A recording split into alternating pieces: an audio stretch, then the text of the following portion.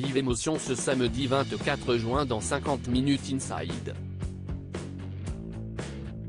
Invité à se replonger dans les beaux moments de sa carrière, Alain Chabat a eu une pensée émue pour son ami et confrère Jean-Pierre Bacry, décédé des suites d'un cancer en janvier 2021. Si est-il l'une des dernières interviews de Nico Saliagas dans 50 minutes Inside est sûrement l'une des plus émouvantes. Ce samedi 24 juin, Alain Chabat était le portrait de la semaine dans l'émission diffusée en fin d'après-midi sur TF1. 21 ans après la sortie en salle d'Astérix et Obélix, Mission Cléopâtre, le film réalisé par l'illustre comédien s'offre une seconde jeunesse. Il retrouvera les cinémas français dès le 5 juillet dans une version remasterisée. À cette occasion, l'interprète de Jules César s'est entretenu avec l'animateur qui s'apprête à quitter le programme qu'il incarne depuis 2007. Et alors que l'interview a débuté sur un mini-sketch improvisé, celle-ci a pris un ton beaucoup moins léger quand l'acteur a évoqué son confrère et ami Jean-Pierre Bacry. Alain Chabat confronté à un souvenir très émouvant emporté par un cancer en 2021, le scénariste et comédien de 69 ans s'était lié d'amitié avec Alain Chabat au cours des années 1990.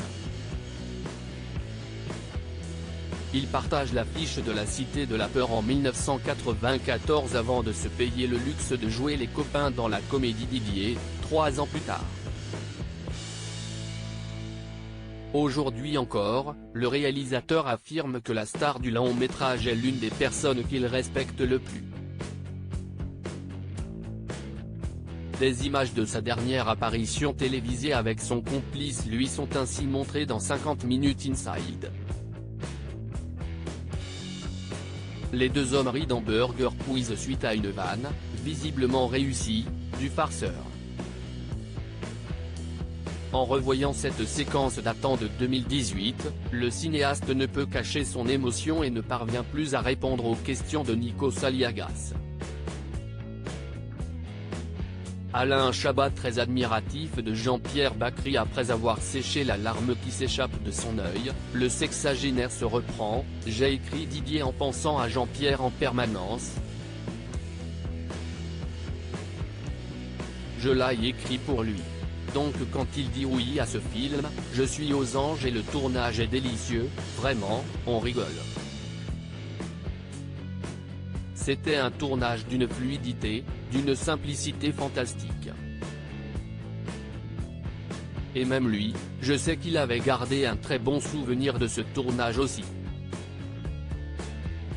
Il assure avoir connu un Jean-Pierre avant tout très joyeux, bien loin de l'étiquette du bougon qu'on pouvait lui associer. Je ne l'ai jamais vu grognon avec une personne dans la rue par exemple. C'était quelqu'un qui était d'une liberté, d'une franchise, d'une honnêteté que moi je n'ai pas, nuance-t-il.